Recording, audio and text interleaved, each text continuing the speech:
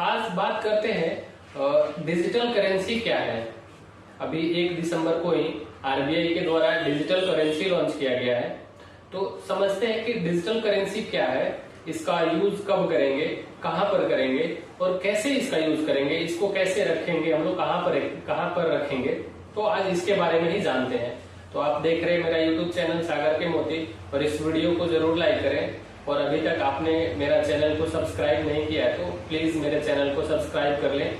ऐसे वीडियो और आगे भी आपको देखने को मिलते रहेंगे।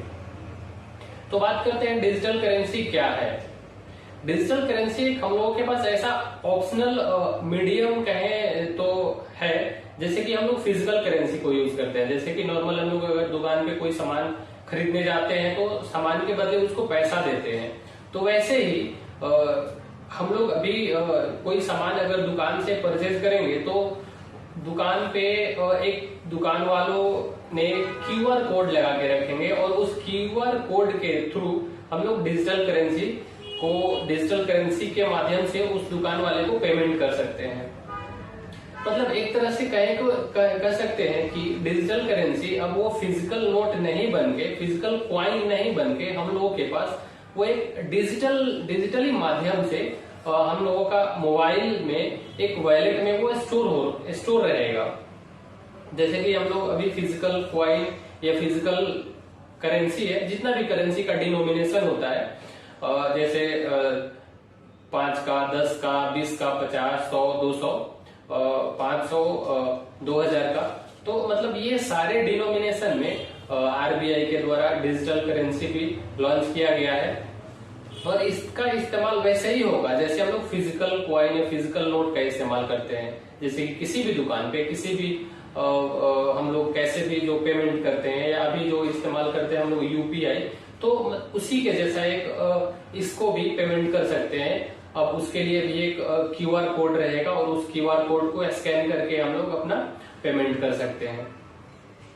इसमें एक चीज और ये फायदा है कि अगर आपके पास मोबाइल में उस टाइम इंटरनेट नहीं है, या आप वैसे जगह पे हैं जहाँ पे इंटरनेट पूरे अच्छी तरह से वर्क नहीं कर रहा है, तो हम लोग विदाउट इंटरनेट भी इसको पेमेंट कर सकते हैं। इसका ऐसा फीचर बनाया गया है।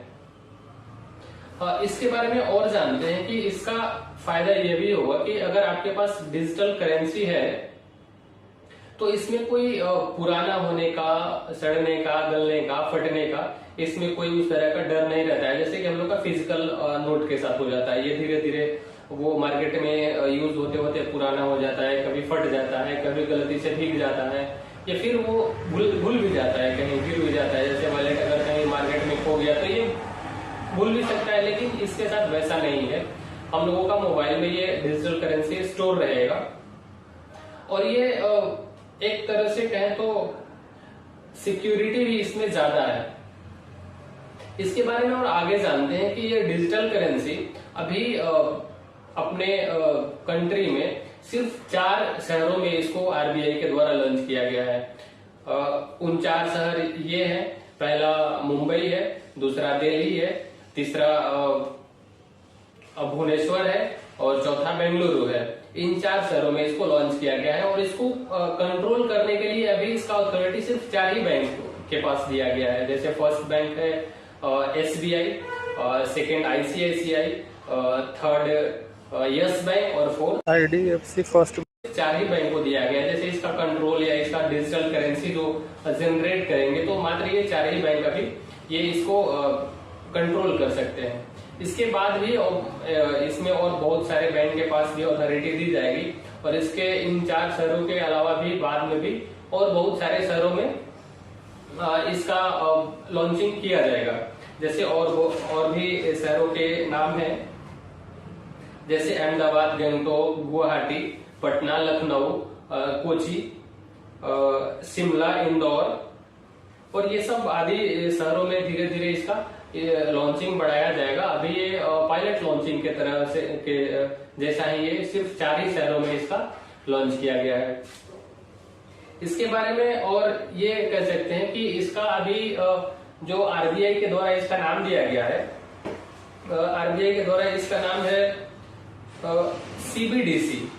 जैसे ये है कि central bank of digital currency नाम दिया गया है। तो central bank of digital currency को भी दो अलग अलग पार्ट में रखा गया है। जैसे फर्स्ट है central bank of digital currency W यानी CBDCW, और दूसरा है CBDCR means central bank of digital currency retail. यानी इसको दो अलग अलग मीडियम में रखा गया है, जैसे फर्स्ट होलसेल और सेकंड इसका रिटेल में रखा गया है। तो अभी तो इसके बारे में इतना ही जानकारी अभी है। तो और मतलब इसको समझने के लिए इतना जानकारी तो काफी है कि डिजिटल करेंसी क्या है, इसका इस्तेमाल कैसे करेंगे, इसका क्या क्या फीचर है और इससे क्या फायदा है। बस इतना तो अभी इसके बारे में जानकारी काफी है, क्योंकि अभी तो 1 दिसंबर को ही लॉन्च ही किया गया और जैसे जैसे हम लोग इसको इस्तेमाल करेंगे इसके बारे में और आगे जानकारी भी मिलते जाएगी। लेकिन जब तक हम लोग अपना खुद से इस्तेमाल नहीं करेंगे तब तक इसको अभी उतना अच्छे से नहीं जान सकते हैं। जैसे कि अभी बहुत पहले जब UPI के द्वारा पेमेंट करना शुरू किया गया था तो उसमें स्टार्टिंग में बहुत सारे लोगों को ये सारा चीज समझ में नहीं आ रहा था, लेकिन अभी मार्केटिंग में एक छोटा से छोटा चाय वाला का दुकान से लेके बहुत बड़े होलसेलर के पास भी अब वो UPI के द्वारा पेमेंट आसानी से किया जा रहा है। हम लोग उसको सब जगह मार्केट में देख रहे हैं। तो वे उसी तरह से एक फिजिकल करेंसी को इस्तेमाल कम करके एक डिजिटल करेंसी को बढ़ावा देने के लिए इसका RBI के द्वारा लॉन्च किया गया है। तो बस आज के वीडियो में इतना ही, फिर मिलते हैं आगे किसी वीडियो